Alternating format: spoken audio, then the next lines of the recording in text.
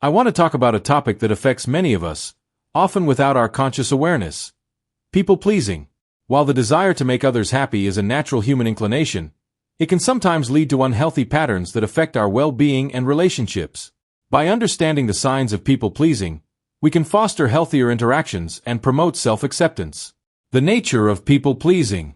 At its core, people-pleasing is the tendency to prioritize others' needs and desires over our own. It often stems from a deep-seated fear of rejection or a desire for approval.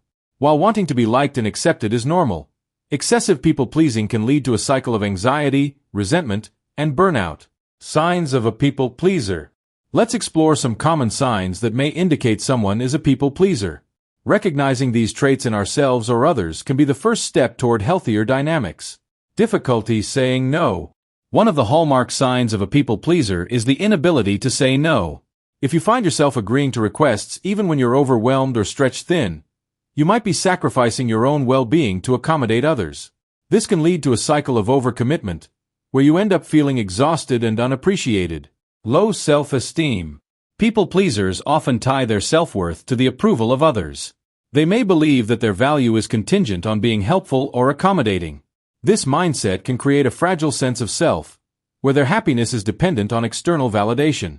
Anxiety about others' opinions. Do you constantly worry about how others perceive you? This anxiety can drive people-pleasers to alter their behavior to fit in or avoid disapproval. The fear of judgment can be paralyzing, leading to a lack of authenticity in their interactions. Avoidance of confrontation. Another sign is the tendency to avoid conflict at all costs. People-pleasers often suppress their own feelings and opinions to maintain harmony, which can lead to unresolved issues and resentment over time. This avoidance can create a toxic cycle where important conversations are never had. Over-apologizing. If you find yourself apologizing excessively, even for things that aren't your fault, this could be a sign of people-pleasing behavior.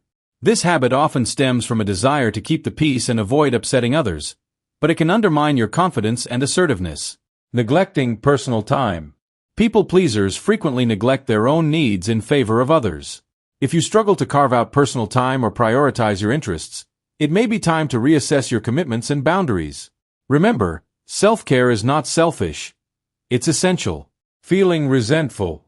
Despite their best efforts, people-pleasers often feel unappreciated and resentful when their contributions go unnoticed. This resentment can build over time, leading to emotional exhaustion and strained relationships. Struggling with authenticity. Authenticity is vital for meaningful connections. If you find it challenging to express your true feelings and desires, you may be masking your identity to please others. This disconnect can lead to feelings of loneliness and dissatisfaction. Need for constant approval. People-pleasers often seek validation from others to feel worthy. This need for approval can create a dependency on external sources for self-esteem, leading to anxiety and fear of abandonment if they fail to meet expectations. Physical reactions to disappointment. Finally, many people-pleasers experience physical discomfort or anxiety at the thought of disappointing someone. This reaction can be a clear indication of the deep-seated fear of conflict or rejection that drives their behavior. Understanding these signs is crucial for fostering healthier relationships, both with ourselves and others. If you recognize these traits in yourself or someone you care about, it's important to approach the situation with compassion and understanding. We can take actionable steps toward breaking the cycle of people-pleasing. Start by setting boundaries, practicing self-care, and learning to say no when necessary. Embrace your authentic self and recognize that your worth is not determined by how much you please others. In closing, let's strive to create an environment where everyone feels valued for who they are, not just for what they do for others.